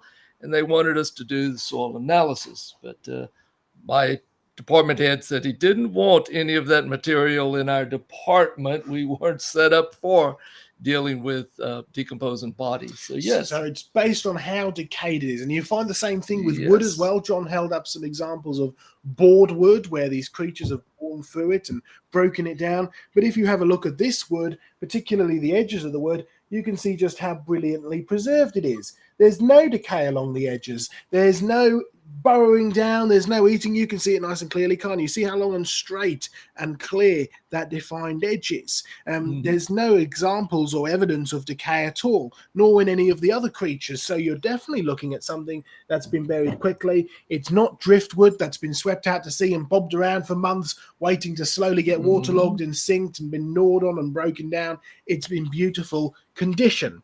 Well, here's another example. This is actually from your collection, John, here in the United States. It's one of the great big Moroccan face-ops trilobites. Let's see if we can hold it. Now repeat that so everyone can hear you. It's in whose collection? It's in my garage, but it's yours. But it's one of these beautiful great big face-ops trilobites. And you can see if we can get some of the detail in, if it wants to focus. There we go. See some of the details in the eye? Oh, absolutely beautiful. So incredible detail, amazing detail. So it's certainly been buried quickly, but look at the thing in itself. You see how it's all sort of curled up and rolled up? Well, these sort of little arthropods, much like the other arthropods that are alive today, we call them woodlouse in the UK. You call them roly-polies. Pillbugs and things like that. You poke them about and they roll up when they're frightened, and it certainly seems to be the case with these trilobites, and that's what they did. You find them sometimes completely rolled up. In fact, we've got some little examples. If you hold that up, Glenn, I'll hold this up. Can you see the little, there's its head, look there. See if we can get it into focus. There we go. There's its head there. We're going to do a full roll of it all the way around. It's completely rolled up. Look at it side on. Hey, look at that. It's a rolled up, roly-poly sea-like creature. Now, that tells you two things. Number one, this didn't live there, die there, and get buried there. This has actually been buried in action. It's been buried alive, and it's been buried while it's frightened of something. Now, I wonder what could have frightened it. Maybe a big oncoming sea of slurry of sediment and everything, and limestone. But it does show you that this is a creature that has been buried while it's still alive. It hasn't died and waited and for hundreds of years to slowly be buried and fossilized. It's been buried very quickly for sure. Well, let's use another example here. Again, John, this is from one of the collections that we've been going through. But have a look at some of the stunning detail that you can see on this fern here. I mean, just look at some of the, and it's actually, I don't know how well you'll be able to see it, but it's actually 3D as well. Can you see how it kind of stands up out of the rock? This is a sort of carbonized, fossilized fern. It's absolutely beautiful. Again, this is a type of supposedly coal type environment, swamp type environment where they were living and dying and getting, and yet in swamps today, what happens to things like ferns and leaves and stuff when they fall in? Yeah, they're going to be decomposed fairly quickly. Very quickly. In fact, it can be quite acidic, can't it? Yeah. Really break down the materials, and yet you simply don't see that in the fossil record. It's beautifully preserved with no damage, decay, or anything at all. Absolutely amazing. Even if let's see how close I can get it and keep it in focus. Even the internal details are actually still all there. Well, we're going to use two more examples, Glenn. So if you can go and grab that big fossil over there while I hold this one up, because this is pretty amazing as well. Can you tell what it is? It's one of those dinosaur footprints that's been highlighted to sort of give you a much clearer indication of where it is. Now, footprints are an interesting thing because, of course, you can walk down the beach. You need the material to be soft. You don't really tend to leave footprints in hard concrete. It needs to be wet. So your material needs to be wet as you're sort of walking along and leaving these footprints. And your sand, you can go to the beach and leave footprints there today, but what happens the next time the tide comes in? They're going to be washed away. You just destroy them. So again, you need a material, a mechanism for not only having it soft to produce your footprints, you need something to be able to solidify and bury these footprints without actually washing them away. So again, flowing water that's not just water going to wash it, but water that's going to bury it, a slurry of sediment, which is going to preserve it. So trace fossils like these footprints are also very good indication of rapid burial as well, not waiting around for millions of years before they get buried. And one final example, and we have a huge example of this in the UK, and you've got an even bigger example in Australia, John. You see these rather beautiful limestone. This is Devonian, named after the rocks in Devon in the UK. But these are actually from the Atlas Mountains, and you can see where they've been carved down and polished up. Can you see all of the beautiful orthoceroids, sort of squid-like creatures, straight-shelled ammonites, and you notice how they're all pointing in the same way. Now, even first-year geology, when I was at university, they taught you that when you have elongated fossils that are pointing the same way, whether they be squid fossils, orthoceroids, whether they be logs and trees and stuff like that, you have indication of flowing water where these creatures have been washed into place, because they, generally speaking, tend to align themselves. So rather interesting example, because this is just a tiny little sample. We have one that is in our museum that's huge. You have one, John, that takes up most of a wall, and yet this is just a tiny snapshot of the hundreds of millions, if not billions, of these creatures that are found in the Atlas Mountains. In fact, if you go on to other creationist websites, the one thing they'll talk about with the nautiloids, the orthoceroids, is the Grand Canyon. Well, I've seen examples from the Grand Canyon, and I have to say, having grown up with these things as research, they're just not as impressive. Or I think it's more to do with the fact that it's the Grand Canyon than the actual fossils there.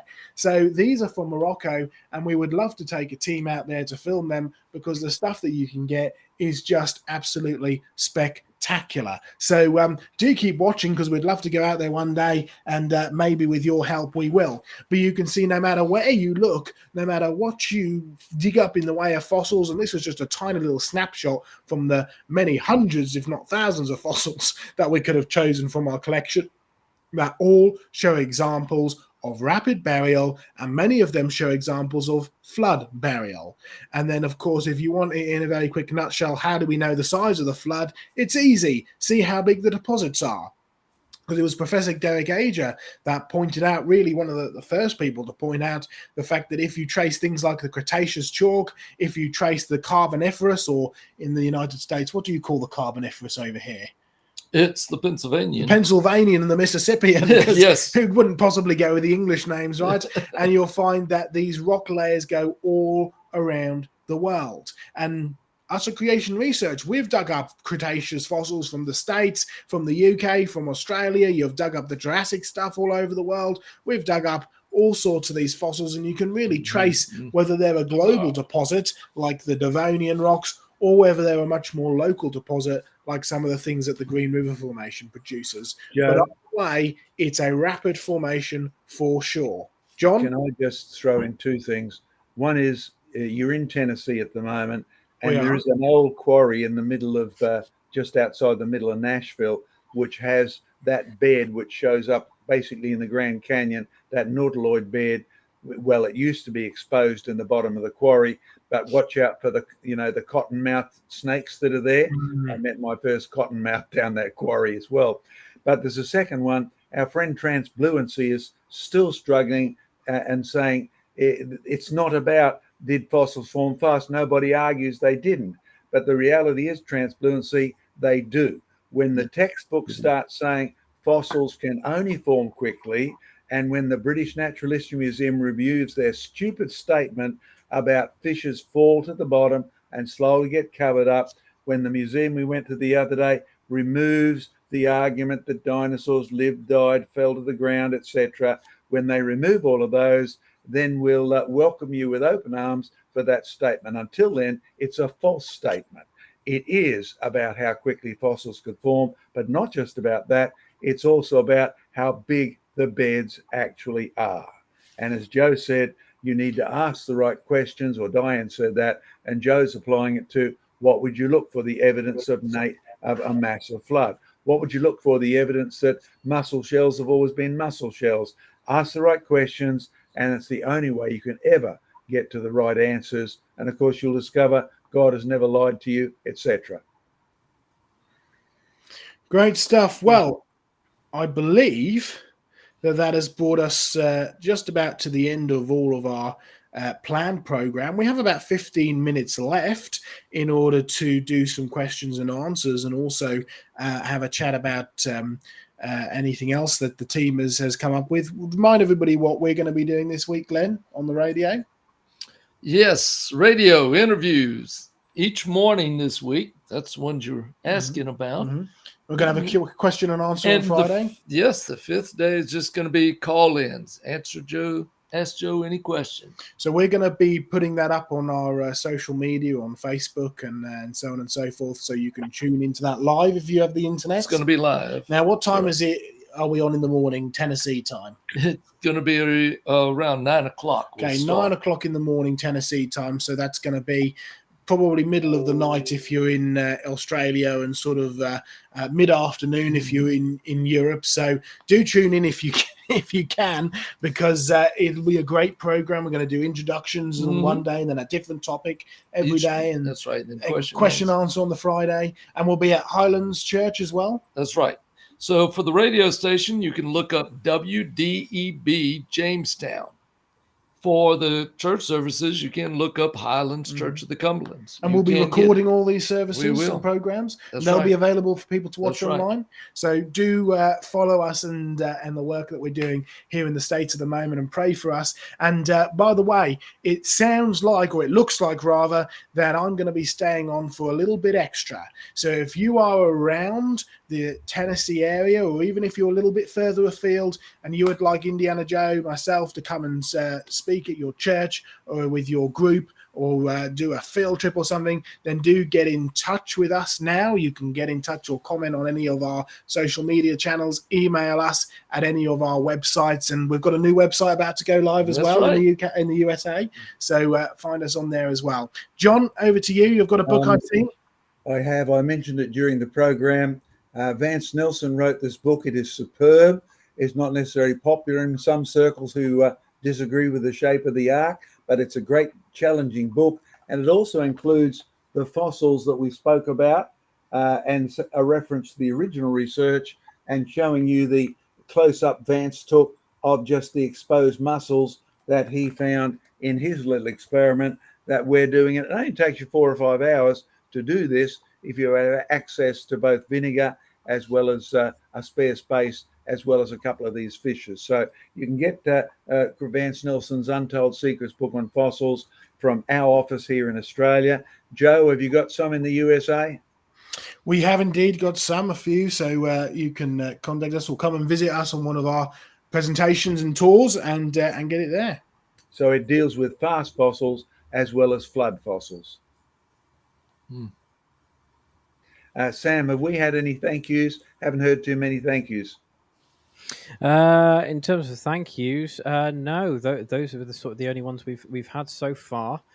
We do have some more questions though, which we can whiz through if you want. So we can do this one. This one comes in from Alec Cox. The question to the group: how is it that Evos believe that dinos became birds? Any proof of reptile to birds? I've never seen one. Diane, you want to handle a bit on feathers to start with?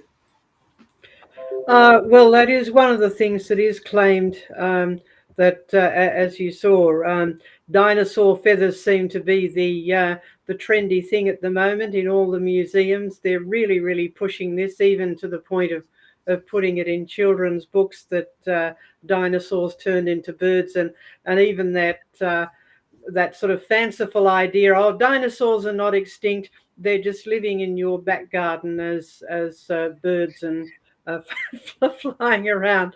But in terms of actual evidence, no, there isn't actually any. No dinosaurs have been found with bird-like feathers. They have been found with sort of fibrous stuff attached to their around about to where their skin is.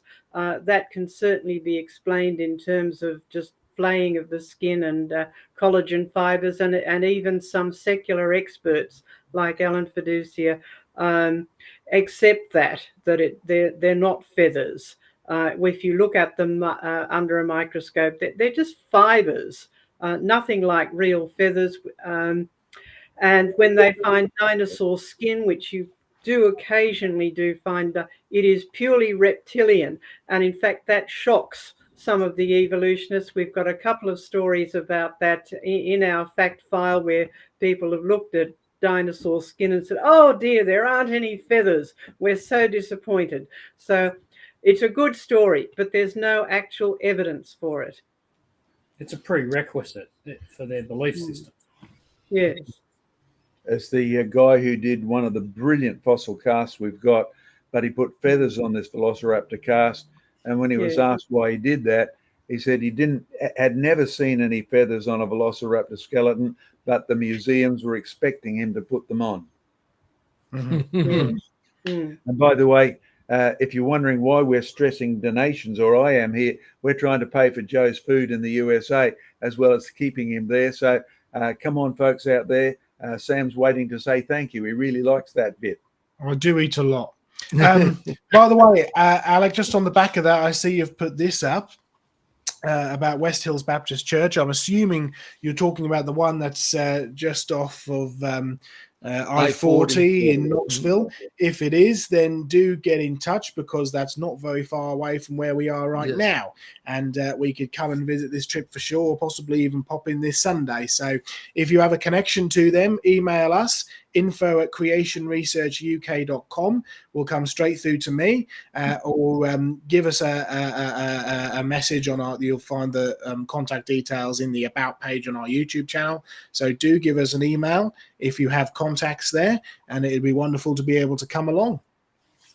Mhm. All right. Well, we do actually have a thank you coming from Iron Matt for 4 US buckaroos. Pair character exaggeratingly stretching his arm forward to offer a cup of coffee. Come on. Well, think- it's quite nice being in the States at the moment because it's sort of, what time is it now? It's just coming up to 5 p.m. in the evening as opposed to 11 p.m., which is what it normally is for me. So it's pretty, I'm not as desperate for the coffee as it is usually. So thank you very much. So it's early morning in Australia here, so we appreciate a cup of coffee. Yeah. Right. Okay. We've got a question here coming in from Doki Doki. A question. This question, by the way, sparked furious debate in the chat. Did salmon evolve the ability to die after spawning eggs? I read that in an evolutionist article. I wouldn't have called the ability to die evolution. I think you don't need to. I think I think survival of the fittest is based on ability to reproduce, but it's not necessarily to I think you probably after want to look in a bit. reproducing. You probably want to You look in a don't bit need closer. any ability to die. It's, Yeah. I think you want to look in a bit closer as to why they die, Yes. why they're spawning eggs Mm. and then die. It's probably got more to do with the fact that they're about to die, which is why they're spawning the eggs. Also, you think about the path that the salmon has to take in order to spawn its eggs. It's not the most easiest path in the world. So it's probably got more to do with the strenuous journey that it's had to take than evolving an ability to die immediately after spawning. Yeah. Yes, it's an example of degeneration, and the whole environment, everything has degenerated. So it's an example of change. So yes, the ability to die, I wouldn't have quite put it that way. I think it's a case of an example of how the world is going downhill. That salmon are just exhausted by the time they get back to their spawning grounds, and they've had a long, hard life. And if you have a long, hard life, the inevitable result is that you die. Yes. I guess the thing that's overlooked in all of this is that death is not natural. Death is not needed for life. Death is not even biological. Death is a penalty for sin on the whole of creation. And what happens in between how long you live or how short you live is just an incremental application of that. It's not the cause of it. So sin caused death. Death then, the length of life, etc. They're secondary issues. But when you look at the other part of the chat that was occurring on that, was that how do they cross over from salt water to fresh water? Well, being a bit of a fisherman myself for many years, you actually see many varieties of fish do this.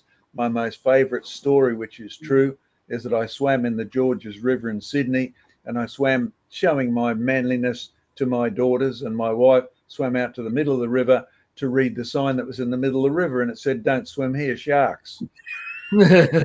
So I swam so fast to get back. Really impressed. Yeah, they were really impressed with my speed coming back. But in reality, the bull sharks go up to fresh water, they come back again.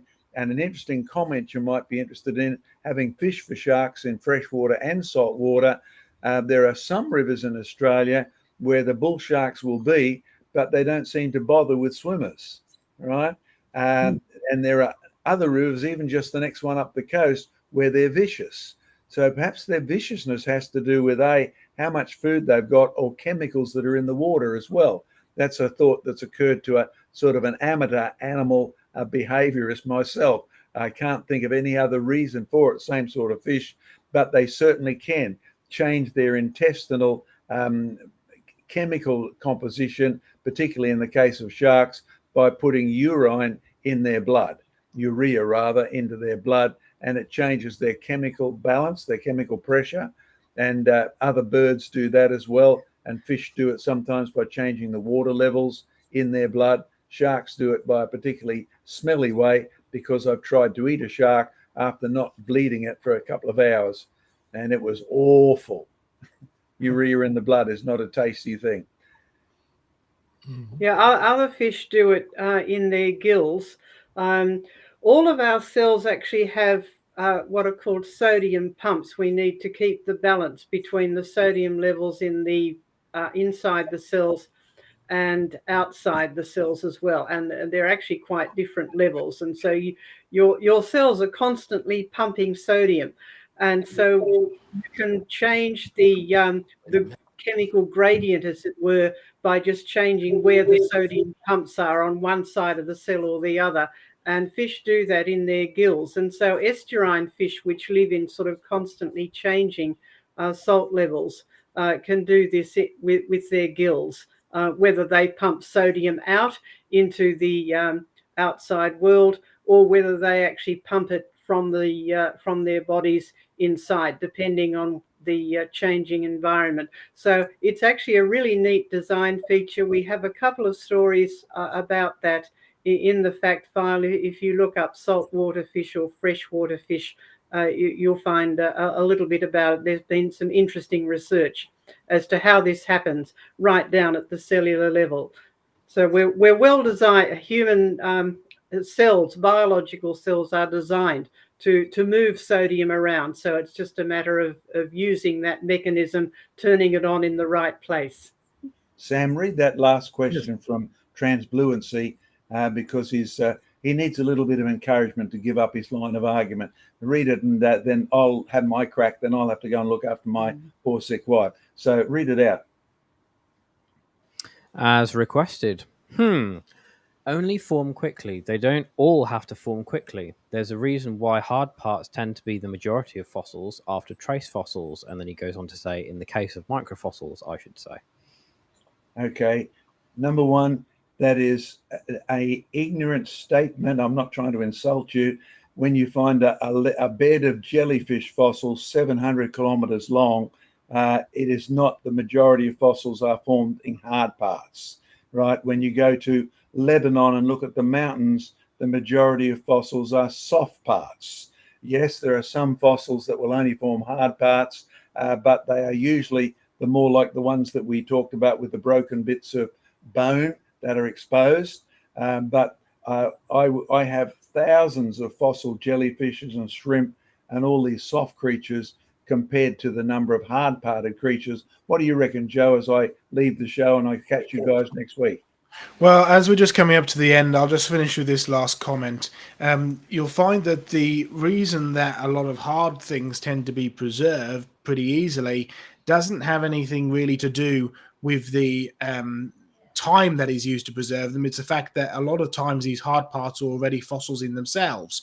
If you take fossil to mean turned to stone, right, or preserved in stone, well, shells are pretty much already stone. Teeth are already stone. In fact, bone, which is made up of calcium carbonate, is already a mineral. So don't be surprised that they're already the ones that you're finding up, because they are actually, in a sense, fossils already. They're hard minerals already. But you'll also find that when you find these hard parts, it's not just these hard parts. When you find the soft grain sediments, the thin grain sediments, you'll find so much soft tissue buried in them. When you find the hard grain sediments, like the thick sandstones, you'll find next to no soft parts preserved in them. But again, it's got nothing to do with time. It's got to do with the process by which they were fossilized in. Sand, well, sand is a description of the grain size, right? Yeah, you can get confused about some of these terminologies. Like somebody said earlier that keratin isn't plastic, it's a protein. Well, you'll find that plastic has more to do with a description of how it behaves, not what it's made up of. And keratin fits that description. And you'll find that, in fact, some cases when you're dealing with the specifics of plastics, which are an organic polymer, then keratin fits into that as well. So you can get confused over terminology sometimes, but when you're dealing with sandstone, sand is a description of the grain size, and it tends to be the larger grain sizes. Well, what you're effectively doing is sandblasting your creatures, and so you're not going to end up with much soft stuff preserved in a coarser sandstone environment. If you're dealing with the fine sandstone, the fine mudstones or limestones, then it preserves the soft stuff a lot easier. So you can find the hard bones of these ichthyosaur and dinosaur creatures, but you can find the soft stuff that's in their stomach is still there.